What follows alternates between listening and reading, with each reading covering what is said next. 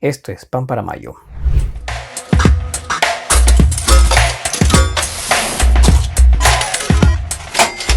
Hola, ¿cómo están todos ustedes? Bienvenidos a Pan para Mayo.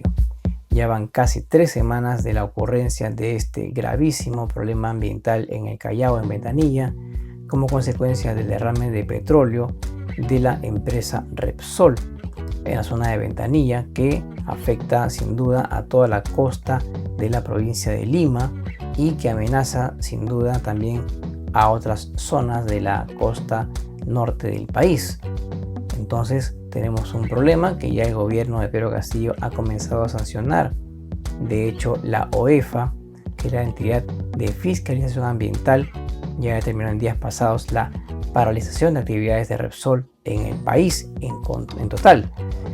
Sin embargo, esa decisión, tal vez no calculada, no debidamente planificada, ha traído como consecuencia un problema mucho más grande que pone en riesgo a la economía peruana en su conjunto, y tiene que ver con la posibilidad que el mercado peruano de combustibles quede prácticamente desabastecido.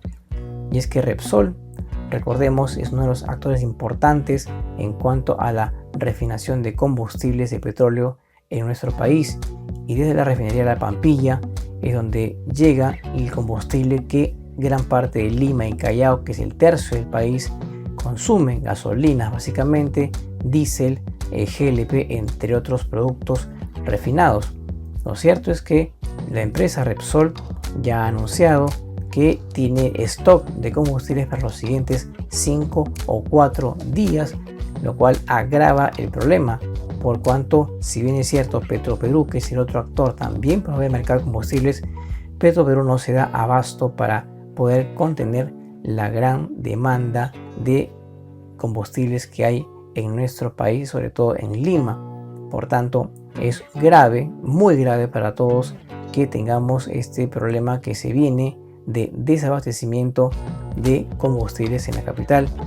Por tanto, el gobierno de Pedro Castillo debe actuar de inmediato y sobre todo tratar de zanjar el problema con Repsol, enfocándose puntualmente en el derrame de petróleo como tal y no hacer acciones que de pronto puedan afectar al resto de la economía.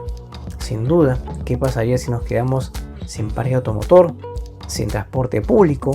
¿Qué pasaría si nos quedamos con combustible para las amas de casa para cocinar en el día a día? ¿Qué pasaría con el transporte aéreo?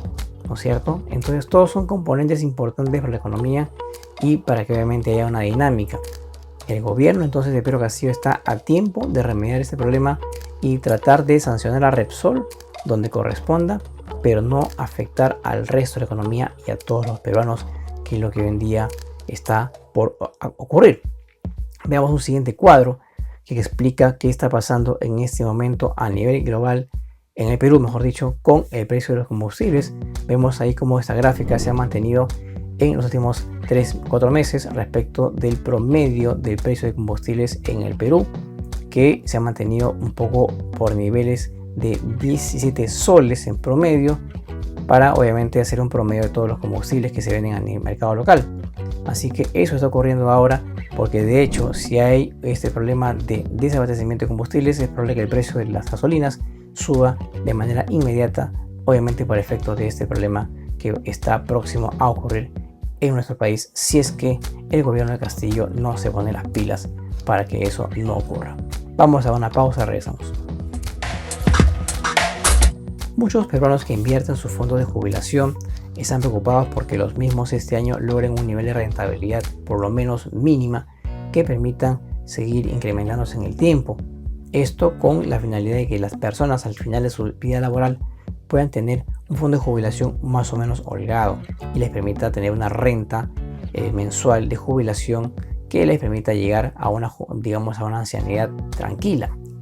Lo cierto es que este año 2022 se presenta igualmente desafiante para estos fondos de jubilación, puesto que muchas personas están esperando que haya un repunte de la economía, lo cual no va a ser así necesariamente, considerando las nuevas proyecciones que hay respecto del PBI peruano, que este año podría llegar en promedio a 2 o 3%, es lo que se calcula de manera inicial.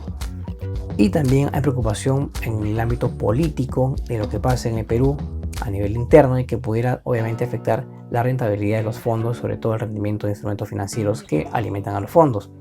Hemos dividido un poco los escenarios que se van a dar este año.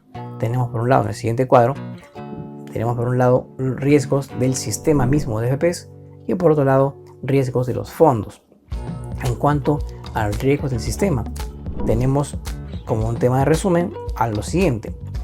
Recordemos que hay de por medio una idea de hacer una gran reforma del sistema de jubilación en el Perú, algo que todavía está por lo menos en papeles, no está del todo desarrollado. Recordemos que antes de las elecciones presidenciales del año pasado, de 2021, hubo un intento de reforma que se dio, pero que quedó allí nomás en el papel.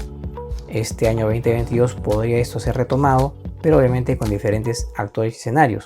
Así que está de por medio esa reforma todavía, que queda pendiente. También está la idea esta de entregar a los afiliados el 50% de sus fondos para que lo puedan usar con diferentes fines, también por ejemplo para pagar deudas hipotecarias.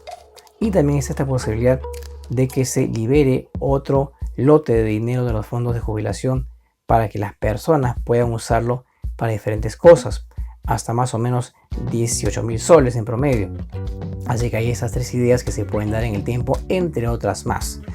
Y por el lado de los fondos, del riesgo de los fondos, tenemos cualquier contingencia que ocurra y que afecte el rendimiento de los fondos de jubilación, como por ejemplo el incremento de la tasa de referencia del BCR, el incremento del dólar, el hecho mismo que la bolsa de valores tenga rendimientos mixtos, a veces negativos, a veces positivos, o también que ocurra algo afuera del país, como por ejemplo un tema de retiro de estímulo monetario en Estados Unidos o alguna crisis financiera que pudiera afectar también a los rendimientos de los instrumentos de la bolsa local o en todo caso de los fondos de jubilación. Entonces todo ese conjunto de cosas pudiera afectar a los fondos de jubilación en este año 2022 en el Perú. Por tanto, quienes invierten en los mismos tienen que estar conscientes de esto, que obviamente esos son escenarios que se pueden dar y tienen que estar atentos ante cualquier contingencia para poder saber qué hacer en ese momento. Así que eso es lo que ocurriría este año 2022 con los fondos de las AFPs si es que el escenario pudiera tornarse un poco más negativo. Bien, los dejo por ahora. Nos veo el lunes como siempre en Pan para Mayo.